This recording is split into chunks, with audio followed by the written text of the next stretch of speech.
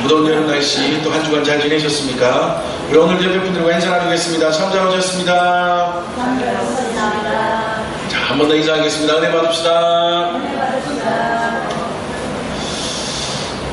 2009년인가요? 돌아가신 김수환 추기경님이 평소에 여러가지 좋은 말씀들을 많이 하셨지만 그 중에도 우리가 잘 아는 한마디의 말씀이 있습니다. 뭔가 하면 눈은 마음의 등불이다. 이게 김수환 추기경님이 하셨던 말씀이랍니다. 그 말씀의 뜻이 무언가 하면 눈을 보면 사람의 마음을 알 수 있다 라는 뜻이 내포되어 있는 것 아니겠습니까? 여러분, 눈, 특히 우리가 눈이라고 하면 이 눈 전체를 말하지만 실제로는 이 안에 눈동자, 그죠? 동공을 말하는 겁니다. 이 눈동자는요, 사람의 마음을 그대로 표현하는 거울입니다. 아무리 마음을 감추려고 해도 눈동자를 보면 그 사람의 본심을 읽을 수 있습니다.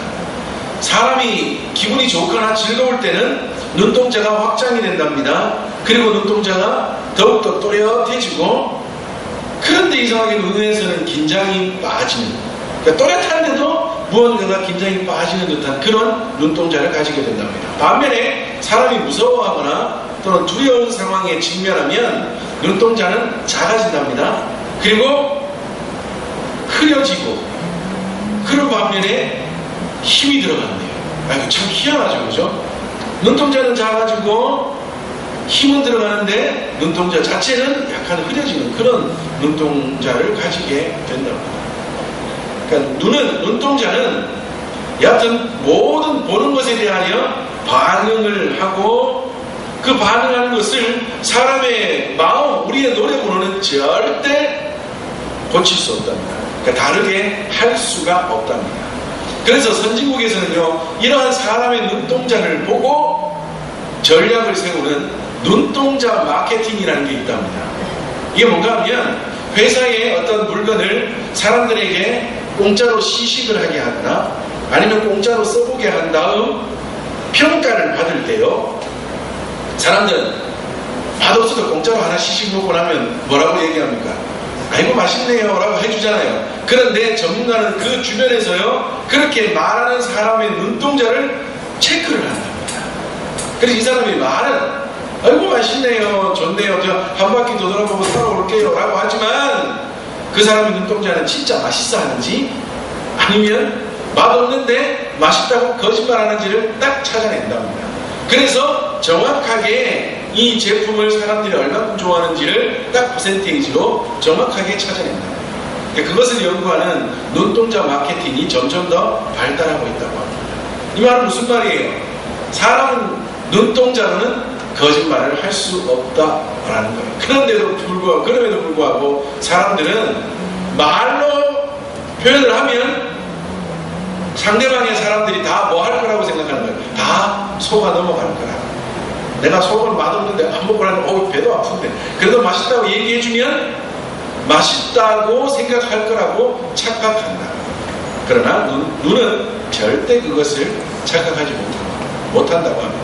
그리고 또 하나 사람들이 하는, 눈으로 하는 착각이 있습니다. 참 재미있는 일이 있는데요, 사람들은요, 신기하게도 보아도 보지 못하는 이상한 일들이 사람들에게 나타납니다. 똑같은 것을 봐요. 똑같은 시간에 똑같은 상황을 보고 지나가는데 어떤 사람은 봐요. 그런데 어떤 사람은 못 봐요. 이게 정말 신기해요.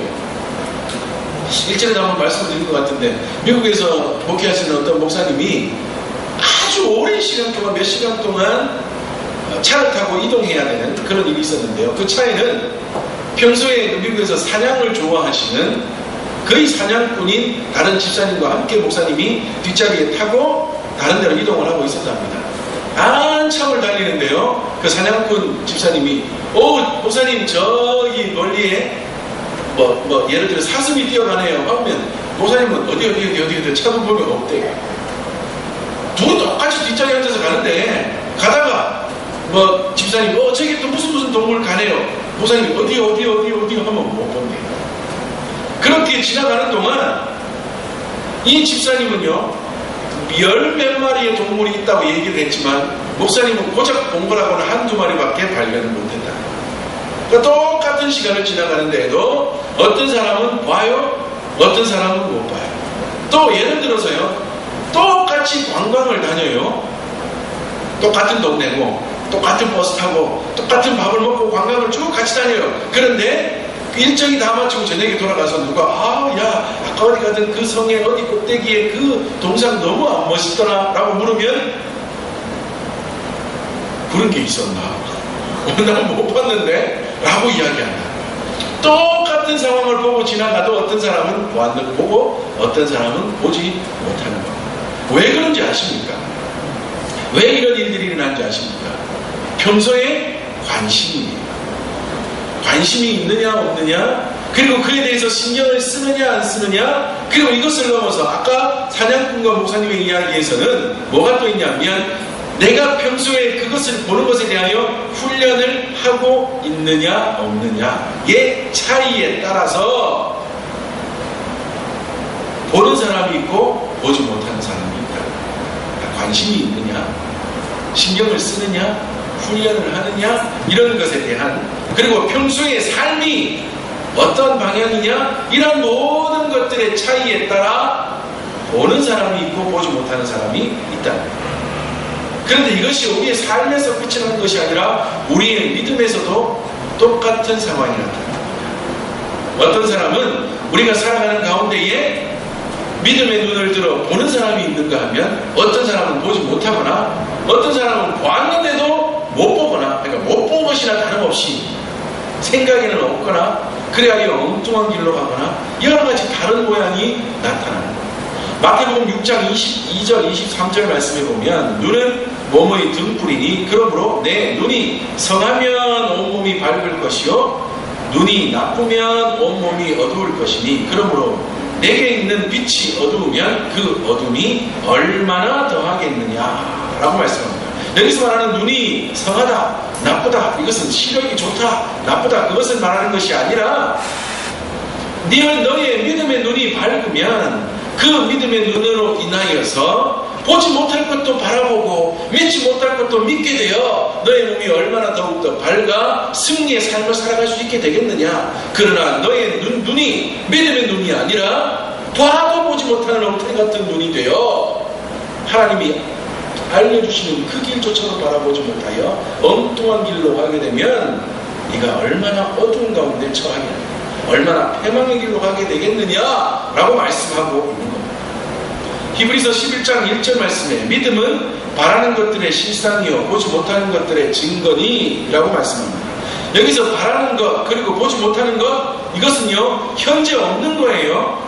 우리가 바라는 건 여기 없습니다. 보지 못하는 것 없는 겁니다. 그러나 현재에 없어도 그것을 뭐처럼 보는 거예요? 있는 것처럼 보는 것. 믿음은 바라는 것들의 실상, 바라는 것 현재에는 없습니다. 그러나 그것이 마치 뭐처럼 실상, 실제로 존재하는 것처럼 보는 게 뭐예요? 믿음이다.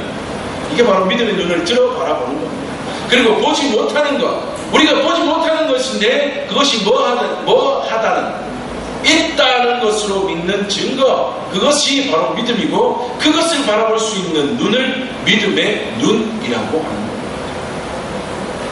성경에는 이러한 믿음의 눈을 들어서 승리의 길로 달려가는 사람들에 대한 이야기가 많이 나타납니다. 그래서 오늘은 모세 그리고 모세의 부모님들의 삶을 통하여서 그들이 어떠한 믿음의 눈을 들어 승리하는 인생을 살았는지 함께 살펴보기를 원합니다.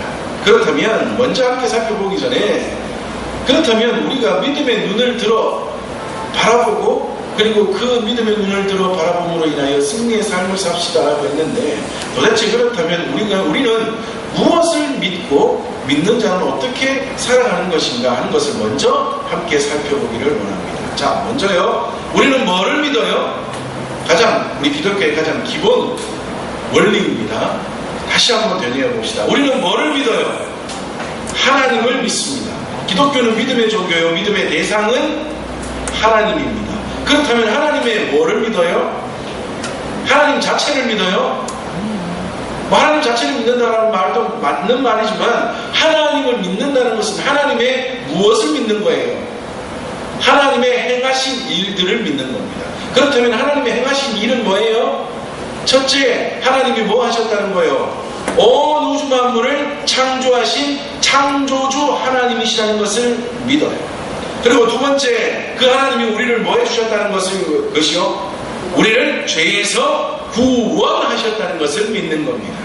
그리고 구원하신 그 하나님이 구원에서 끝이 나는 게 아니라 뭐까지 하시는 거예요? 그 이후에도 우리의 삶을 지키시고 다스리시는 분이시라는 것을 믿는 거예요. 하나님이 만드시고 구원하시고 우리를 다스리시는 하나님이시라는 것을 믿는 것이 기독교예요. 그것이 하나님의 행하신 일들인데 그것을 믿는 것이 바로 하나님을 믿는 것. 자, 이것이 믿어진다는 것. 에베소서 2장 8절 말씀에 너희는 그 은혜에 의하여 믿음으로 말미암아 구원을 받았으니 이것은 너희에게서 나는 것이 아니요 하나님의 선물이라 말씀합니다. 여러분, 이 말씀은 늘 말씀드려도 헷갈리죠, 그죠? 우리가 늘 읽어도 헷갈리는 말씀이에요. 자, 여기서 하나님의 선물은 뭘까요? 하나님의 선물이 뭐예요? 우리는 하나님의 선물을 뭘로 자꾸 생각할 수 있다고요? 믿음이라고 생각할 수 있다고요? 그런데 하나님의 선물은 뭐예요? 궁극적인 하나님의 선물은 뭐예요? 구원입니다. 구원이 하나님의 선물이에요. 그런데 이 구원을 하나님이 선물로 우리에게 주시는 원인은 뭐예요? 근거는 어디예요? 은혜라는 거예요. 은혜. 하나님이 우리에게 구원을 선물로 주셨다, 이겁니다. 그런데 이것을 뭐 하는 자가 이것을 받을 수 있어요? 믿는 자가 받을 수 있다는 거예요. 믿는 자. 믿음. 그런데 이 믿음은 제가 늘 말씀드리죠. 이게 좀 은밀하게 세세하게 교리적으로 따지고 들어가면 우리 특히 우리 합동 측에서는 조금 뭐 문제가 될 수 있는 것이지만 저는 그렇게 믿고 싶어서 말씀드린다고 그랬죠. 여러분, 믿음은요 뭐예요? 제가 자주 이거 까먹으시면 안 됩니다. 믿음은 뭡니까? 반응이에요. 반응. 믿음은 반응입니다. 하나님이 우리에게 주시는 모든 은혜에 대한 뭐예요? 반응하는 게 믿음이에요. 여러분, 저는 하나님이 누구는 택하시고 누구는 택하지 않으셨다고 믿고 싶지 않은 사람이에요. 그러셨다면 하나님이 왜 모든 인류를 아담의 후손으로 만들어 주셨겠냐고요. 그러면 아담 말고도 어딘가에 좀 숨겨놓은 다른 죄의 근원이 될 인간들을 만드셔서 그 사람들로 통하여 이어지게 해서 이 사람들 택함을 받지 않은 사람들이라고 만들어 놓으시면 더 좋을 텐데, 그죠? 그게 아니라 모든 사람들이 아담 그리고 아브라함의 후손으로 이 땅 가운데 나타나게 되지 않았습니까? 그리고 제가 늘 말씀드리는 것처럼 사도행전 말씀에 우리 사람들은 범사에 뭐가 많다고요? 종교성이 많다. 이 말은 우리 모든 사람들은 뭐 하도록 만들어진 존재라고요? 하나님을 추구하도록 만들어진 존재라고요. 그러므로 하나님은 믿음이라는 그 하나님의 특별하신 은혜는 누구에게 주셨을까요? 누구에게 주셨을까요? 모든 인류에게 주셨다고 저는 믿습니다. 그런데 뭐가 달라지게 되었다고요? 그 사람의 삶의 여건, 삶의 여러 가지 형태, 그 다음에 뭐 가정의 종교 여러 요소들로 그 믿음이 뭐가 되는 거예요?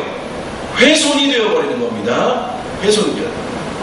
예를 들어서 우리 집안은 불교 10대 집안입니다. 우리 집안은 뭐 불교의 뭐 대승이, 우리의 뭐 할아버지가 불교의 무슨 대승이셨습니다. 그런 집안에서 자란 아이는 아무리 전도를 받아도 아무리 복음을 전해들어도 교회 갈 수 있을까요? 없을까요? 쉬울까요? 어려울까요? 어렵습니다. 진짜 어렵습니다. 지난주에 교회에 있는데 멀쩡하게 생긴 남자 2명하고 남자 2청년하고 여자 청년 1명이 뭔가를 좀 이렇게 들고 들어와요. 그래가지고 목사님이십니까? 뭐 이거 한번 읽어보십시오 이러면서 주는데 저는 처음에 젊은이들이 또 무슨 여름 행사 포스터 이런 거 붙이러 온 줄 알고 알았다고 반갑게 받아주려고 했더니 신천지에서 나왔는데 제가 뭐라 그랬겠습니까? 저 착하게 생겼잖아요. 저는 잘 뭐라 그럽니다. 욕 잘합니다. 이놈의 시기들. 아마 나이도 한 20대 한 초중반은 넘었겠는데도 바로 반말하면서 이 시기를 나가라! 여기가 어디라고 찾아와가지고 막 뭐라 그랬더니 막 보통 걔들은 그렇게 하면 아이고 왜 그러세요? 이거 하면 이러면서 이랬는데 제가 하도 소리 지르니까 번쩍 걸어가지고 예 이러더니 막 나가더라고. 결국에 좀 1층 우편함에다 꽂아놓고 갔더라고. 그런 애들한테 야 이만희가 진짜 아니야. 다시 기존 교회로 돌아와. 아무리 전해도 걔들이 알아들을까요? 정말 듣기 어렵습니다. 이게 바로 여러가지 삶의 여러가지 조건들 때문에 하나님이 본래 해주신 믿음이 어떻게 된 거라고요? 훼손이죠. 그래서 하나님의 은혜가 진짜 하나님의 은혜가 임하여도 뭐를 못하는 거예요? 반응을 일으키지 못하는 겁니다. 그러나 하나님이 주신 그 온전한 관계, 하나님이 주신 특별한 은혜를 우리가 받아 반응할 수 있는 이것은 하나님 주신 믿음이 우리 가운데에 훼손되지 않고 그래도 남아 있음인데 우리가 해야 되는 것은 뭔가 하면요. 그렇다고 해서 믿음은 반응하는 것이야. 그러면 믿음 내가 하나님을 택할 수 있는 것인가? 그게 아니라 제가 말씀드리는 건 그게 아니라 그렇다 하더라도 그 나의 하나님의 은혜에 대한 반응을 통하여 하나님 앞에 나아가 예수 그리스도를 믿게 되었는데 그 다음에 알고 보니 이 모든 것이 뭐예요? 하나님의 은혜입니다. 하나님의 인도하심입니다. 하나님의 주권입니다. 라고 하나님 앞에 고백할 수 있는 것. 이게 진짜 믿음이에요. 이게 진짜 믿음이고 제가 지금 약간 격분도 나가는데 그것이 진짜 하나님 앞에서 우리가 찾아야 되는 뭐라 그럴까요? 믿음의 참 모습입니다. 그러니까 오늘 여기서 말씀드리는 것은 우리가 받은 하나님께로 받은 은혜, 우리가 받은 구원, 그것을 우리가 믿는다는 것. 그런데 그것은 그 구원, 그 놀라운 하나님의 은혜는 우리에게서 나온 것이 아니라 하나님이 우리에게 주신 뭐예요? 선물이라는 것. 우리가 받은 구원은 하나님의 선물이라는 것. 그런데 그 구원의 근거는 하나님의 은혜라는 것. 하나님의 은혜로 믿음으로 말미암아 구원을 받았다는 것은 우리가 하는 것은 있다는 거예요? 없다는 거예요? 제가 조금 전에 말씀드린 걸로 하면 내가 반응을 일으켜야 되는구나 하는 것이 나에게서 뭔가 할 것이 있는 것처럼 느껴지지만 실제로 우리가 구원을 받는 데 있어서는 우리가 하는 것이 있어요? 없어요? 아무것도 없는 하나님의 전적인 은혜, 우리는 이것을 뭐로 표현해요? 선물이라고 표현하지 않습니다. 그것을 우리가 받은 거예요. 우리가 그것을 믿는 겁니다.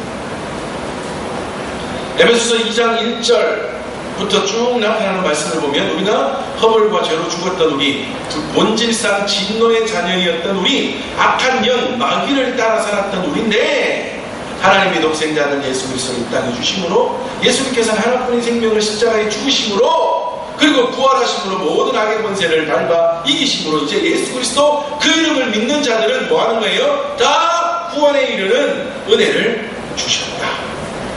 우리는 그것을 받은 자리요, 그것을 믿는 것입니다. 자, 그렇다면 그것을 믿는 자는 어떻게 해야 될까요? 여러분, 선물을 받으면요 뭐 해야 돼요? 선물을 받으면 뭐 해야 돼요? 써야죠. 보기만 보면 되니까 써야죠. 그죠? 써야 됩니다. 제가 재작년인가요? 요즘 글씨 쓸 일이 잘 없잖아요. 특히 저희 목사님들은 뭐 글씨 컴퓨터가 바로 앞에 있으니까 웬만한 건 항상 두두둑 해가지고 있으니까 글씨 쓸 일이 없어요. 그런데 제가 2년 전인가 가요. 갑자기 만년필이 멋있어 보여가지고 아들들을 쫄라가지고 야 아빠 생일날 만년필 사줘 그래가지고 애들 없는 돈 몇 달치 용돈이 되는 뭐 한 2만원 3만원 많이 내요. 만년필을 하나 받았습니다. 선물로 받았어요. 그런데 쓸 일이 있어야죠. 그리고 급한 것은 만년필보다 뭐가 좋아요? 볼펜이 좋잖아요. 그죠? 그러다 보니 선물로 받은 만년필 일주일, 2주일 안 쓰고 한 달, 2달 안 쓰다 보니까 어떻게 돼요? 굳어버려요. 그래서 다시 쓰고 싶으면 막 뜨거운 물에 담그고 어떻게 해서 겨우 쓰다가 또 몇 달 안 쓰면 또 굳어버려요. 선물을 받은 것은 그대로 두면 어떻게 됩니까? 굳어버린다고, 못 쓰게 된다고. 선물 받은 것은 뭐 해야 돼요? 써야죠. 자꾸 써야죠. 우리가 하나님으로부터 구원을, 하나님의 은혜로 말미암아 우리가 구원을 받았습니다. 하나님의 선물이랍니다. 하나님 우리에게 거저 주신, 공짜로 주신 하나님의 놀라운 선물이랍니다. 그 선물을 받았으면 우리는 뭐 해야 돼요? 써야죠. 우리가 구원을 받고 하나님의 은혜를 받고 내가 예수를 믿는다고 해서 이 예수를 믿는 것이 구원을 받은 것에서부터 끝이 나고 이때부터는 내 주머니만 챙기면 되는 게 기독교가 아니라고요. 제가 요즘 밤마다 이렇게 좀 걷기를 하고 있다고 말씀을 드렸잖아요. 그죠? 하면서 좋은 점 하나가 운동도 되지만 꼭 한두 편의 설교를 들을 수 있어서 좋아요. 이찬수 목사님의 설교를 어제도 듣다가 보니까 기독교는 기다림의 종교란다. 기독교는 현세의 종교가 아니라 기독교는 기다림의 종교랍니다. 오실 예수 그리스도를 기다리며 내가 뭐 하는 거예요? 사는 거예요. 기다린다고 맨날 그냥 옛날에 무슨 다가올 미래를 준비하라 다미 선교회처럼 모여가지고 이것만 하고 앉아가 기다리는 게 아니라 내가 내 삶에서 살면서 오실 그리스도를, 오실 메시아를, 다시 오실 심판주 예수 그리스도를 기다리면서 살아가는 게 기독교예요. 이 말은 무슨 말이에요? 살아야 한다. 행해야 한다. 우리 기독교는요, 믿고 구원받고 끝이 아니에요. 자꾸만 기독교는 믿음으로 구원을 받는 거니까 먼저 행함을 자꾸 등한시하는데요. 아니에요. 우리는 살아가야 합니다. 우리는 기다려야 합니다. 우리는 하나님 앞에서 행하는 자가 되어야 합니다. 야고보서 2장 14절 말씀에도 내 형제들아 만일 사람이 믿음이 있노라 하고 행함이 없으면 무슨 유익이 있으리요? 그 믿음이 능히 자기를 구원하겠느냐. 이어서 17절에 이와 같이 행함이 없는 믿음은 뭐하는 믿음이요? 그 자체가 죽은 것이라 말씀합니다. 행함이 없는 믿음은 죽은 것입니다. 구원받은 자가 하나님의 구원을 받았다 하면서 행함이 없습니다. 살아감이 없습니다. 근데 우리가 뭐 때문에 자꾸 이런 착각이 드는가 하면 여기서 말하는 행함이라는 것은 그래 선한 행위로 구원을 받는 게 아니고 어떤 행위로, 여기서 말하는 행위는 어떤 도덕적인 선한 행위 이런 것들을 말하는 게 아니라 여기서 말하는 행위는 뭐를 말할까요? 살아가는 삶을 말합니다. 너희들이 그리스도인으로서 살아가는 삶이 없으면 이 말이에요. 자꾸만 특별한 어떤 선한 행위, 어떤 특별한 행위, 그것으로 구원받는 게 아니에요. 자꾸 그러니까 어떤 좁은 눈으로 그것을 바라보게 되어서 그런데 여기서 말하는 행함은요, 살아가는 삶을 말하는 거예요. 너희들이 구원을 받았다 하면서 살아가는 삶이 없습니다. 그리스도인다운 삶이 없으면, 온전한 그리스도인 되기 위하여 노력하지 않으면 너희는 가짜다. 그러면서 너희들이 믿는다 말하는 믿음이 있다면 그 믿음은 죽은 믿음이다. 예수를 믿는다면요, 살아야 합니다. 열심히 그리스도인다운 삶을 살아가야 합니다. 우리가 받은 선물 자꾸 써먹어야 합니다. 모세의 부모님이 그렇게 살았습니다. 자, 우리가 잘 아는 것처럼 모세, 그가 태어날 때쯤 히브리인들이 너무나 많아졌어요. 애굽 땅에.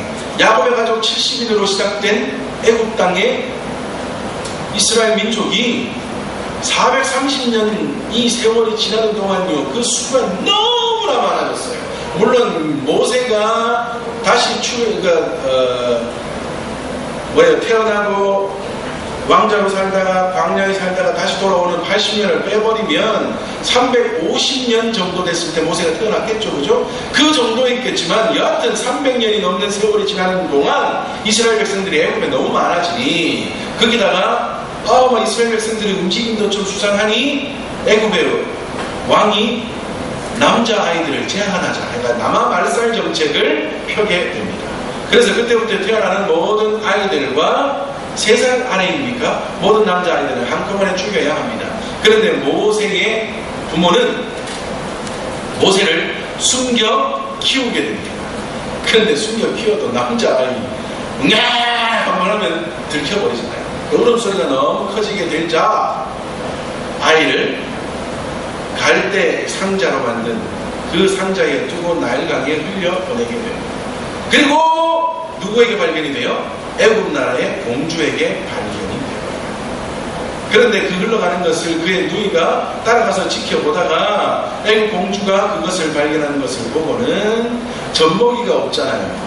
애굽 공주는 처녀니까. 그러니 이 아이가 누이가 달려가서 내가 이 아이를 잘 키워줄 유모를 합니다 해서 진짜 엄마 요게벳을 데려다가 모세를 키우게 합니다. 그러니 요게벳 엄마, 진짜 엄마는 내 아들이지만 현재로는 애굽 공주의 아들이 되어버린 모세를 젖먹여 키우면서 계속해서 너는 하나님의 사람이다, 하나님의 민족이다 하는 것을 계속 주입하며 그 아이를 길러내게 됩니다. 자, 이렇게 해서 모세는 살아나는데요. 어떻게 모세의 부모가 모세를 숨겨 키울 수 있었겠냐? 혹시나 아이를 숨겨 키우는 것이 들키면 어떻게 될까요? 모세만 죽는 게 아니라 일가족이 몰살될 수도 있습니다. 아이고 다른 아이들도 있으니 아이고 모세야는 그냥 없는 셈 치자 하며 모세를 버릴 수도 있고 죽일 수도 있습니다. 그러나 모세의 부모가 모세를 그렇게 끝까지 숨겨 키우게 된 것은 그저 자식을 사랑하는 마음, 그것일 수도 있습니다. 그러면 다른 사람들은 자식을, 남자아이를 낳게 되면 다 죽여버린 그 사람들은 자식을 사랑하는 마음이 없어서 무조건 그렇다고 말할 수는 없을 거예요. 그 당시의 상황은 어쩔 수 없는 상황이 있을 수 있었습니다. 자, 그렇다면 모세의 부모가 부모의 자식을 사랑하는 마음을 넘어서서 모세를 숨겨 키울 수 있었던 원인이 무엇인지 아십니까? 그것은 오늘 본문이 말하는 것은 모세를 바라볼 때 모세가 어떤 아이로 보였다고요? 아름다운 아이. 아름다운 아이. 근데 아름다운, 무슨 아들내미가 아름답냐? 그죠? 딸이 아름다워야지.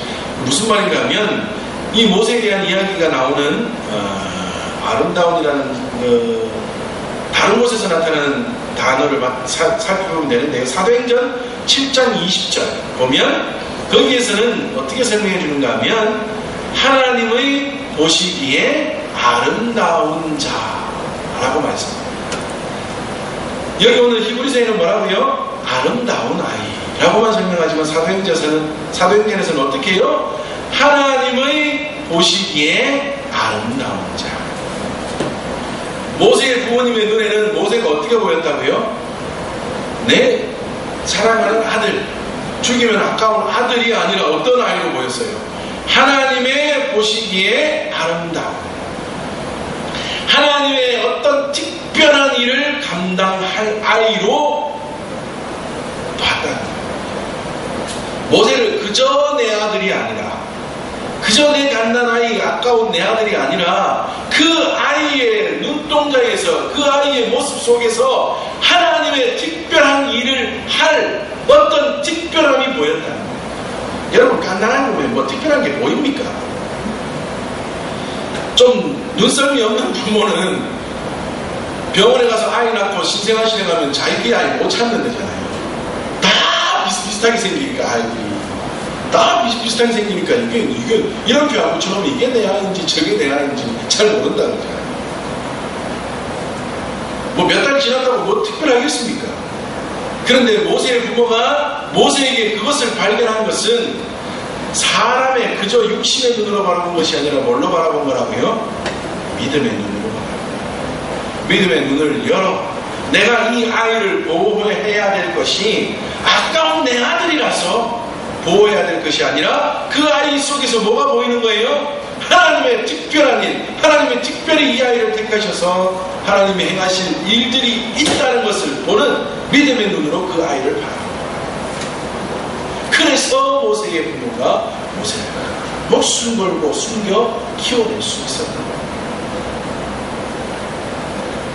그리고 모세, 그가 애굽의 왕자로 자라게 되지만 오늘 본문에서 보면 그가 애굽의 왕자로 살아가는 것보다 더 좋아하는 것들이 있었다고 말씀하면서 세 단어로 그의 믿음을 설명해 주고 있고, 첫 번째는 거절하고, 두 번째는 더 좋아하고, 세 번째는 여겼으니 라는 단어를 통해서 이 모세의 믿음을 설명해 주고 있습니다. 첫 번째로는 24절에 보면 바로의 공주의 아들이라 칭함을 뭐 했다고요? 거절했다. 여러분, 모세의 친어머니인 요게벳의 품에서 자라기는 했으나 그는 그때부터 누구로 자라는 거예요? 애굽의 공주의 아들, 왕자로 자라게 됩니다. 그래서 그의 신분은 애굽의 왕자입니다. 애굽의 공주의 아들이라는 신분은 보통 아니에요. 그러니까 지구로 하면 뭐예요? 대통령의 가족, 뭐 이런 말 아닐까요? 그죠?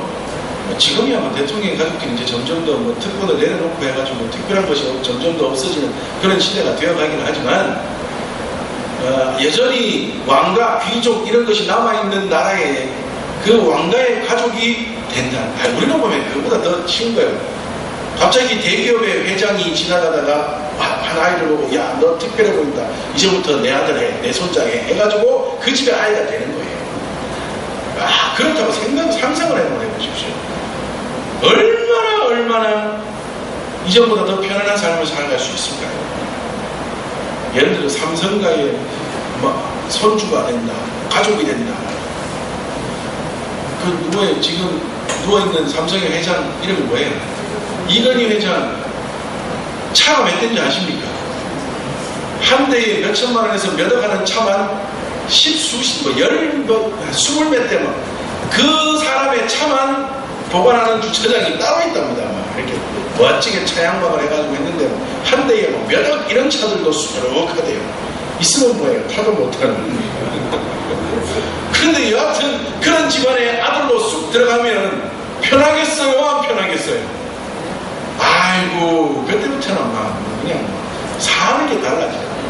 모세가 그랬다고 애굽의 왕자의 아들로 들어가는 거, 삶이 달라지는 거예요. 삶이 달라지는 거. 그 삶으로 40년의 세월을 그는 살아왔습니다. 얼마나 편안하게 잘 살아왔을까요? 얼마나 부귀와 명예를 누리며 살아갈 수 있었을까요? 그런데 오늘 본문에서는 뭐라고 이야기합니까? 그 모든 것을 뭐 했다고요? 거절했답니다. 거절했답니다. 물론 두 번째 말씀에 보면 하나님의 백성과 고난받는 것을 더 좋아했다라고 말합니다. 이것과 첫 번째가 연결이 되면 무슨 말인가 하면요, 그렇게 하나님의 백성들과 고난받는 것을 더 좋아했다 이 말은 그가 하나님의 애굽의 사람이지만 하나님의 사람, 히브리 민족임을 자기의 친엄마 요게벳으로부터 늘 들었을 거 아니에요. 그런데 어느 날 보니 애굽인과 히브리 사람이 싸워요. 아니, 애굽 사람이 히브리 사람을 괴롭혀요. 그러니 모세가 신경질이 나서 달려가서 애굽 사람을 뜯어 말리다가, 히브리 사람을 괴롭히지 말라고 뜯어 말리다가 그만 애굽 사람을 죽이고 말아요. 그래서 그 시체를 땅에 파묻어 놓았다가 그 다음날 이번에는 히브리 사람 자기 민족 사람들끼리 싸우니까 가가지고, 야, 너네들 왜 같은 민족끼리 싸워? 하고 말리는 중에 그 사람들이 말하기를, 왜? 우리도 죽이려고. 어제 애국 사람 죽인 것처럼 우리도 죽이려고 하나? 라고 하는 순간 내가 들켰구나 생각해서 그는 그때부터 도망을 가버리는 이 배경을 이야기하는 건데요. 이것을 첫 번째와 연결해서요, 모세가 자기의 민족 사람들과 함께 그 민족 사람들을 위하여 이러한 일들을 행함으로 누릴 수 있었던 모든 부귀와 명예, 즉 공주의 아들이라고 칭함을 받을 수 있는 이 모든 것들을 뭐 했다고요? 거절하고 자기의 민족 사람들을 위하는 그것을 더 좋아했다. 우리가 성경을 읽으니 그래요? 라고 말하지만 여러분, 이거 하기 정말 힘든 거예요. 사람이요, 좋은 것, 편안한 것 누리면 누릴수록 일어나기가 힘들어요. 다른 곳으로 가기가 힘들어요. 그것을 포기하기가 더 힘들다.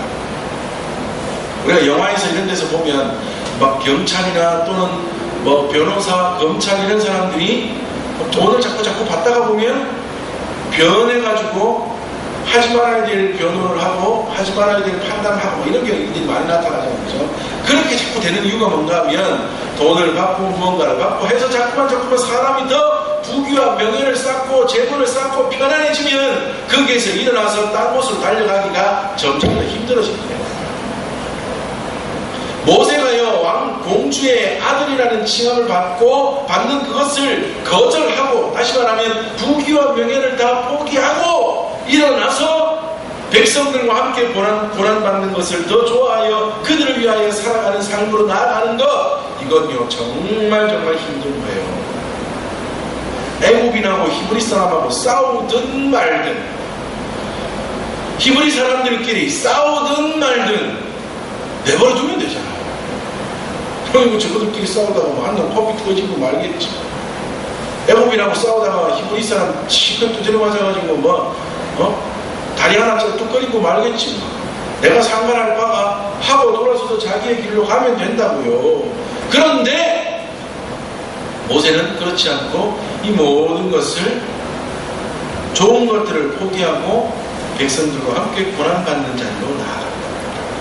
왜 그런지 아십니까? 세 번째 그를 설명하는 단어가요, 그리스도를 위하여 받는 능력을 애굽의 보화보다 더 큰 재물로 여겼더라 말했습니다.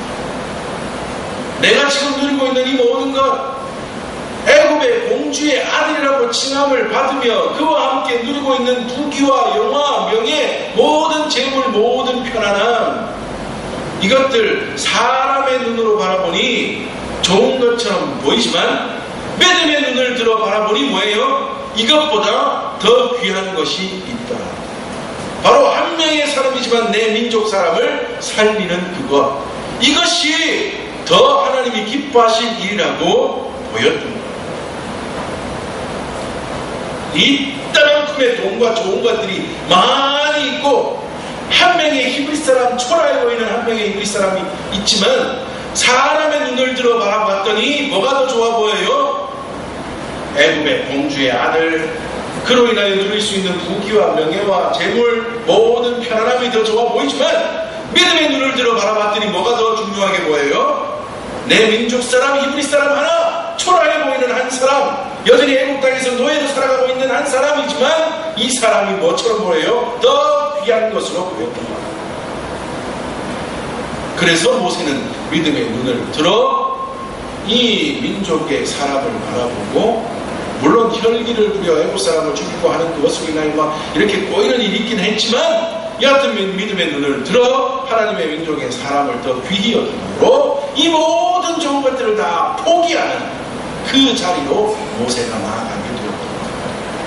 그리고 그가 광야로 나아가 40년의 세월을 또한 목동으로 지내는 가운데 하나님께서 새롭게 설계 하시자 다시 돌아와 뭐가 되는 거예요? 그 수많은 이스라엘 백성들을 애국으로부터 구하여 출애굽하는 위대한 지도자가 되지 않습니다. 믿음의 눈을 들어 바라보는 자. 우리가 이 세상을 살아가면서요, 이 육신의 눈만 들어서 이 땅의 것들을 바라보면 우리가 온전한 신앙생활을 행하며 살아가기 정말 힘듭니다.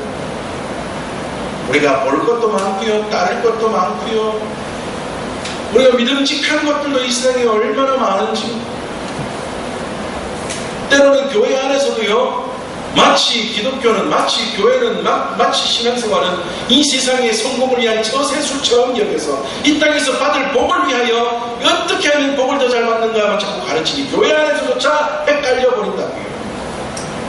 육신의 눈을 들어 바라보면 그것이 진짜인 것처럼 보인다고요.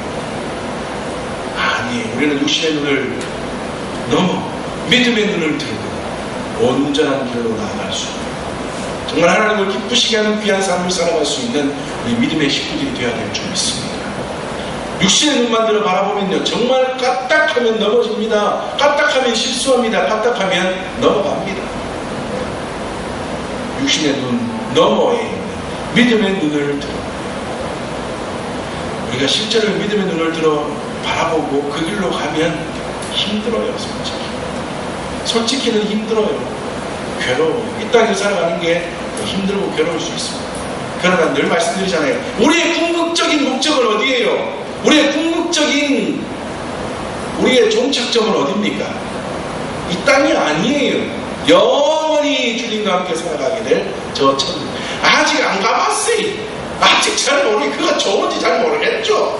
그러나 진짜 그 천국은 이 땅에서 살아가는 우리가 누릴 수 있는 그 어떤 좋은 것보다 상상할 수 없는 좋은 것들로 가득 채워진 진짜 하나님의 천국이라는 걸 우리는 믿고 나아가요. 그러므로 우리가 믿음의 눈을 들고 바라보고 그 길로 나아가는 삶이 때로는 힘들고 어렵다 할지라도 이 땅에서 그것이 하나님이 기뻐하시는 길임을 알고 잘 달려가므로 그 가운데 하나님 주시는 은혜를 누릴 뿐 아니라 우리의 종착적인 영원한 저 천국에서 주님과 함께 큰 기쁨을 누리며 살아가는 세상에서 가장 큰 복을 누리며 살아갈 수 있는 저와 우리 모든 믿음의 식구들 되시기를 주님의 이름으로 축복합니다. 우리 함께 잠시 기도하겠습니다.